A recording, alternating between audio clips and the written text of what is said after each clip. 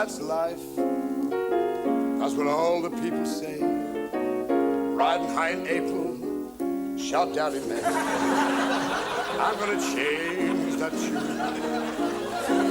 And we're back on top in June. Well, that's life. And funny though it seems, I know some people get a kick stepping on the dream. I'm not gonna let it get me down. For this big old world is like a... That's the way you have to go through life. You have to do it your way. That's the funny thing about life. The grass always seems greener in somebody else's field, but it's not. There are still some people who think that show business is all excitement and big money. Well, the only excitement I've ever experienced was the night that somebody rubbed algapan in a stripper's G-string.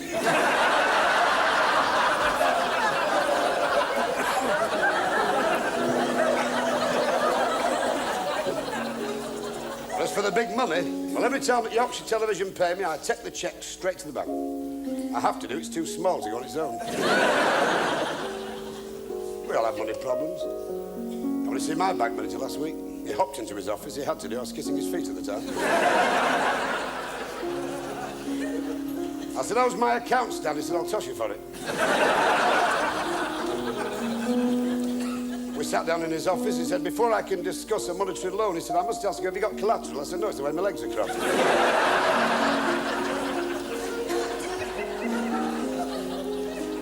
He said, you've been coming to this branch now for over 7 years, and in all that time, you've asked me for money. You've never noticed I've got a glass eye. I said, it's your left one. He said, how do you know? I said, it's the only one with a spark of humanity in it.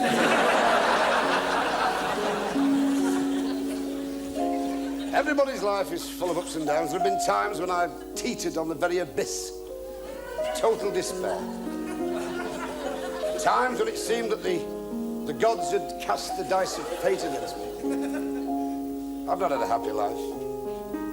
My childhood was a singularly unhappy one. The trouble was my mother was short-sighted, and she would persist in keep putting talcum powder on my face.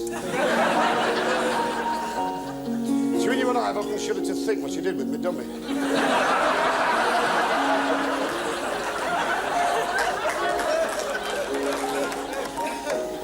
She used to look at me and say, I don't know what to make of our son. My father used to say, have you thought of a rug? Oh, I know they didn't like me. Little things like when I was christened, the vicar threw my father out for throwing piranha fish in the font.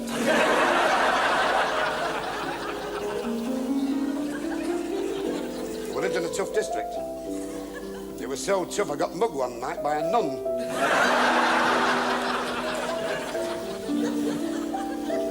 When I grew up, I thought things would alter, but it didn't.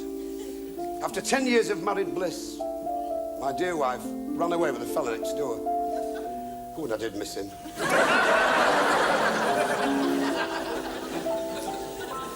Of course, it was a marriage that was doomed from the start. I met the wife in a travel agency. She was looking for a holiday, and I was the last resort. She was hell of a size.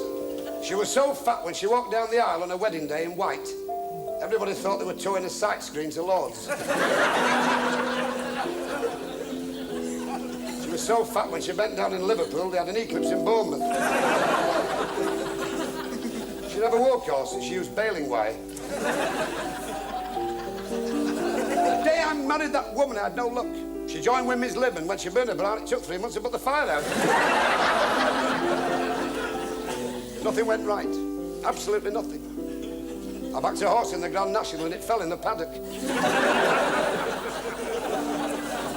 I bought some bananas when I peeled them, they were empty. I just couldn't win. I fought a duel and came third.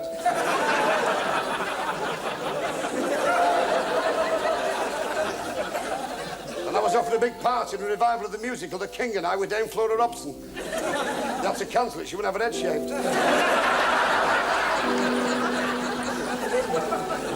I only had one suit. It was so old every time a band played the Lancer, the trouser broke into a gallop.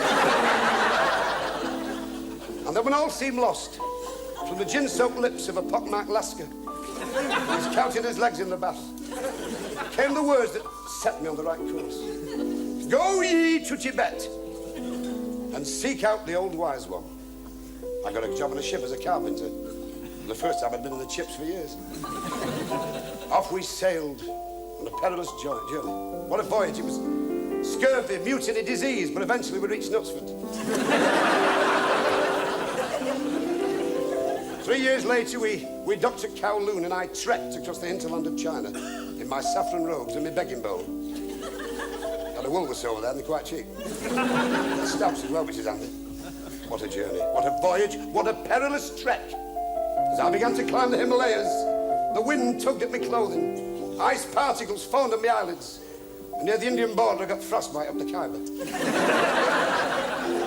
And yet, as I rounded the scree, there on a cold, damp ledge sat the old wise one. The swirling snow, throwing in bold relief the monastery. His cowled features were hidden, but his hands were like withered leaves. I said, "O wise one, I who have travelled far, what is the secret of life?" And his voice was hoarse, like 1,000 winds broken on rocks. "My son," he said, "I have sat on this cold, damp ledge for 100 years. I said, "What have you got from it, O wise one?" He said, "I have got peace, tranquility." I said, "Wisdom?" He said, "No, pile."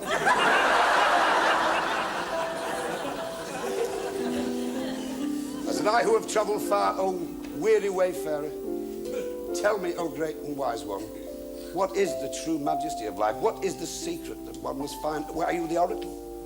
I beseeched him. He said, "The secret, my son, is know no enemies, have only friends." His soft, gentle voice carried on the wind. I said, "It's very difficult in the modern world. You make enemies. How did you avoid it?" He said, "I have lived for 200 years, and I have no enemies." I said, "How did you manage that?" He said, "I shot the bloody lot."